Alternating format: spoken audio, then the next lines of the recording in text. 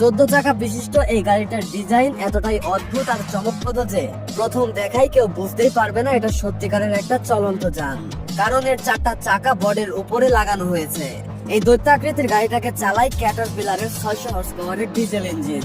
ঘাবিয়ানের বুকে এই ইঞ্জিনটা যেন সিংহের মতো গর্জে ওঠে যখন মরুভূমির বালির উপর দিয়ে সে ছুটে চলে। এই গাড়িটাকে দেখতে অনেকটা যুদ্ধ বিমানের মতো হলেও এটা পৃথিবীর সবচেয়ে দ্রুতগতির স্থলভূমির গাড়ি।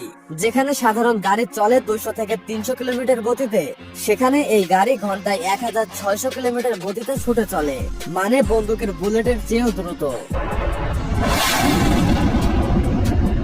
এত দ্রুত গতির কারণে এর চাকা গলে যাওয়ার সম্ভাবনা থাকায় এখানে রাবার নয়, বিশেষ মেটালের চাকা দেওয়া হয়েছে, যেটা মিনিটে 10,000 বার ঘুরতে পারে।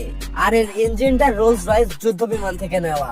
2019 সালে দক্ষিণ আফ্রিকার কালাহারি মরুভূমিতে এই গাড়ির গতি পরীক্ষা করা হয়, যেখানে ঘন্টায় 1600 কিলোমিটার গতি তুলে পৃথিবীতে থাকা সমস্ত দ্রুতগামীর গাড়ির রেকর্ড ভেঙে পৃথিবীর সবচেয়ে দ্রুতগামী গাড়ির খেতাব অর্জন করে। মার্কিন সেনাবাহিনীর ব্যবহার করা এটা এমন একটা উড়ন্ত বাহন যেটা হেলিকপ্টারের মতো সোজা আকাশে উঠে যেতে পারে, আবার ফাইটার জেটের মতো ঘন্টায় 400 কিলোমিটার গতিবেগে ছুটতে পারে। এর দুই পাশে থাকা বিশাল প্রোপেলার গুলো যখন ঘুরতে শুরু করে তখন মনে হয় যেন ভবিষ্যতের কোনো সাইফাই ফাইটিং মেশিন আকাশে যুদ্ধের প্রস্তুতি নিচ্ছে।